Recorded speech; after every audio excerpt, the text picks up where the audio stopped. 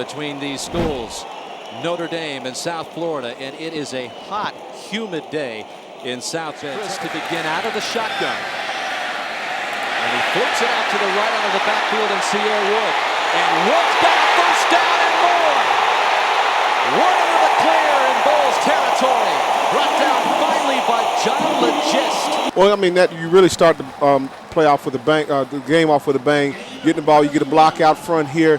And Sierra Wood is definitely making himself some money right here, getting the ball and getting it upfield. This kid is a dynamic runner. Washington, a fifth-year senior. And Chris to the air again. Michael Floyd with his first reception of 2011. And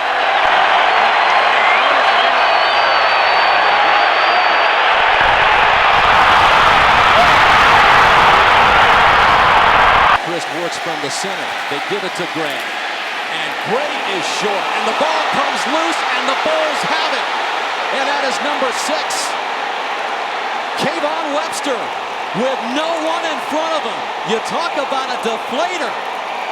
Right there, you cannot allow the guy to strip the ball. You got to get 2 hands on that ball. Don't worry about them holding you up. You secure that football, and you really need to try to get down. Your forward momentum is stopped. Get down, play the next play, keep the ball, keep possession, and move on. Yeah, you like to think on the goal line, a running back, if he's getting tackled, he's falling forward because his momentum should be going straight down as opposed to getting stood up and taken back. But I don't know necessarily if that took the morale out of the team for Notre Dame, because I still think all the positives that you did on that drive, you're like, okay, we're going to be able to move the ball. We're going to put the ball back in the end zone. We still feel pretty good about ourselves. But, you know, they got a lucky strip, and I shouldn't say a lucky strip, a lucky bounce off the strip to bounce right to their guy, and he's gone for 96 yards. You tip your hat, they made the play. You want your players to have that resolve that no matter what, they're going to overcome it. And we're still building that. You know, we're still building that mentality that will overcome anything. So, unfortunately, a lot of players on this team have experienced those, oh, here we go again. And we're trying to eradicate that thought process. And we're getting there. We're not there yet. For a lot of our players, they still feel like, wow, you know, something bad's going to happen here. But we've got to get them to think that no matter what the mistake is, that you can overcome it. Spread the field. Chris looking Floyd's way. He goes underneath. They go out to the midfield mark where he's got his tight end Tyler Eifert, but he is short of the first down, and that'll bring up a punting situation for Notre Dame. Number 10 has Ben Turk. Punts for the first time in a game, and it's not exactly a stellar punt. You know, I think it still goes back to, you know, how you respond when 81,000 people are out there. And, you know, Ben's got to get through that. He's our best guy. You know, we see that every day in practice. He's got to get through that, and when it's game time, he's got to perform. Chris to the end zone, intercepted, and it's D.D. Lattimore. In a pre-snap read for a quarterback, you're looking at Theo Riddick being manned up against a linebacker, and that's got to be your go-to guy. I mean, if Theo Riddick can't get away and get space against a linebacker, you've got issues. And if you see that he kind of does an out and up, but doesn't make a crisp enough cut and kind of starts to fall down. So, I mean, you give the linebacker credit, but I think Chris had the right read, maybe not a great pass. Yeah, you know, it's a play that we've run a lot, and you know, clearly down there, give me a chance, as I tell them all the time, to kick a field goal. Just give us a chance to kick a field goal. And if in those 2 instances, Dane and Tommy had a similar situation on first down. Let us kick a field goal and we win the game 26-20. So there's so much to learn. It's unfortunate that you have to learn after a loss. We are tracking the severe thunderstorm approaching the area of Notre Dame Stadium. This storm has had a history of producing high winds and some sky-to-ground lightning. So as a precaution, we ask you to seek shelter immediately. What went into the decision? How did you go about making that decision to put Tommy in the second half? Production. You know, we didn't feel like we produced the way we should have. Mistakes were made. You know, it wasn't a difficult decision to make that.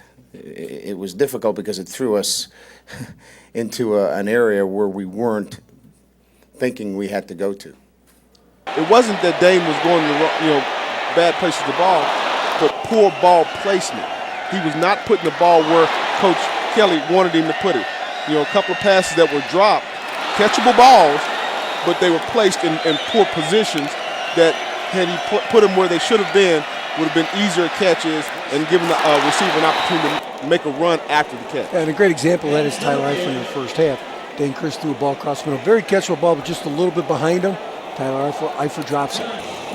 You get a 3-and-out by your defense. You get a poor punt by South Florida.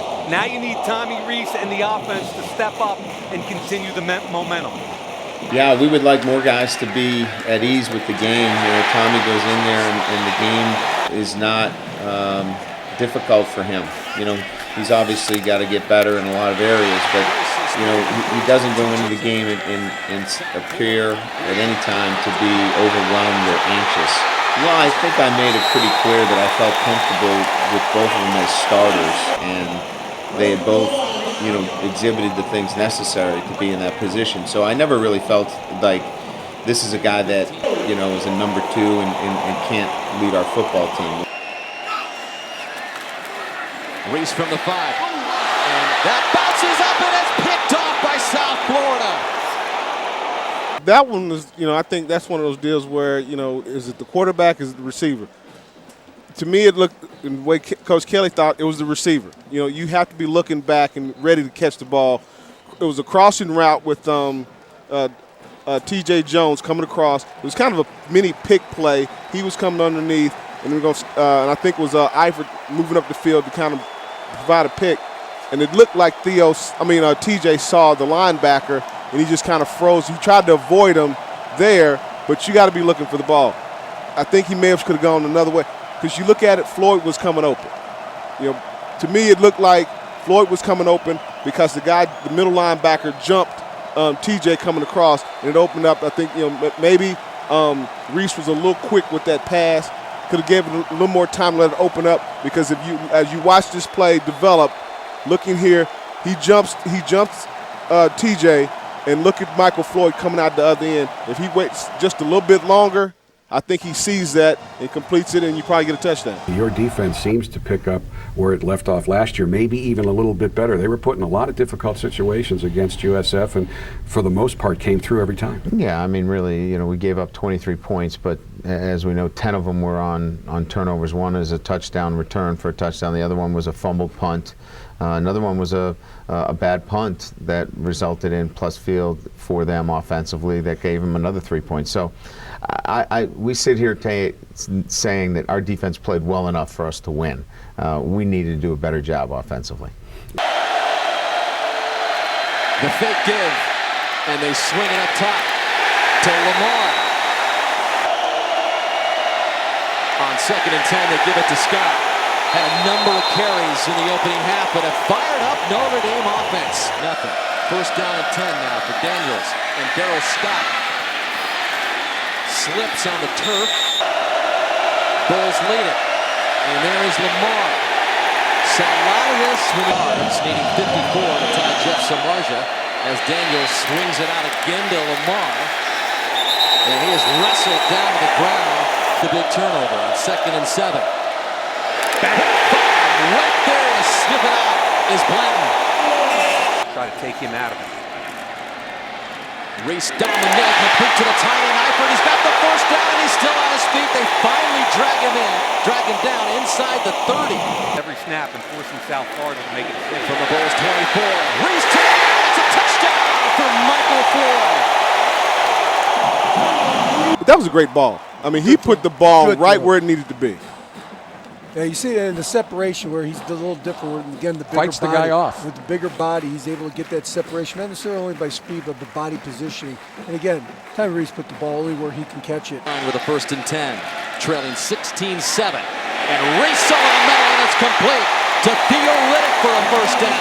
That's one thing Tommy does pretty good. I mean, everyone's going to talk about his arm strength and everything, but one thing he has is great touch. He understands when he's got to clear a linebacker, clear the underneath coverage, and get it over the top and then back down to his receiver. 3 of 24. Oh, and he missed the last one of the season that he attempted last year, and he misses this one. David Ruffer didn't miss one kick all camp from the left hash. David is as disappointed as anybody. Those guys have got to play better, and we need them to play better. 23-7 at that point for USF. What were your thoughts on that drive? I think the penalty by Gary Gray out of bounds for an easy 15 yards and a first down didn't help the situation. I thought the interference call, unfortunately, was on Gary Gray. I thought that was kind of a, I don't know if the ref saw that on replay, he would call the same penalty. I don't think he had time to turn his head around. The ball was already up in the air, and I don't think there was any contact made. So I would question that second call there. But, you know, they 14 plays, I think it was, 5 minutes off the clock in a crucial time of a football game. You give South Florida a little credit. And Reese complete to Floyd. And that is the 9th reception for Michael Floyd. And he moves past Jeff Samardzija. Just another record for Michael Floyd. 180 career receptions, the most in Notre Dame history. Is Michael Floyd had a record-setting day? He did. He's obviously a very dynamic player. He plays physical. When the ball's in his hands, he's going to get yards after the catch. And, you know, we got to continue to move him around. They're going to double cover him. They're going to obviously look to take him out of our game, but we've got to be smart in getting him the football. Ball spotted at the 39, 1st and 10. Reese to the air again. Floyd gets up and grabs it for a first down.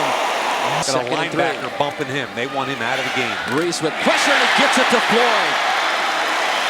And another first down.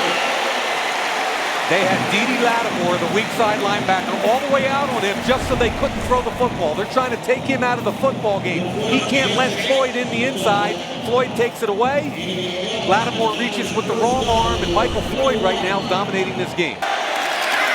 3rd and goal. And this time Will is in for the touchdown. Here, if you look at the defense, you got man-to-man coverage with Michael Floyd in the bottom.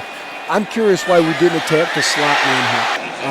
The middle receiver up top, he's got man-to-man and soft coverage, and you think you have an opportunity there. I know we've thrown the ball to Michael Floyd a million times, and he always comes down with it, but you're on a short side of the field here. You got the ball in the hash, and so you have less field. Even if he makes the catch, his foot's out of bounds, and you don't convert. Being suspended because of weather conditions. Brian Kelly and his team head of the locker room for the 2nd time because of weather. And then set up an onside kick. So back to action we go, and Reese waits and fires, and that is picked off. Each and every day, and I think they've got to stay the course once again. 2nd and 3, ball on the 46. Pressure by Reese, and Eifert's able to hang on for another first down. 10 needs 2 scores. Got to be Reese in the end zone. to the end zone, and it's who other than Floyd for the score. Big hop. Takes a big hop, but it's recovered by the Bulls. And you look at it, I mean, Michael Floyd's right there in a great position to make a play. He just slightly overruns it just a little bit. You see him, but great job by the South Florida player to come up and attack the football and go take the ball away. Because had he not made a concerted effort to go after the football, we get the ball right there. The Bulls have it, and they're going to run out the clock. Wow. Congratulations to the Bulls of South Florida. They played their tails off today and deserve to win the game.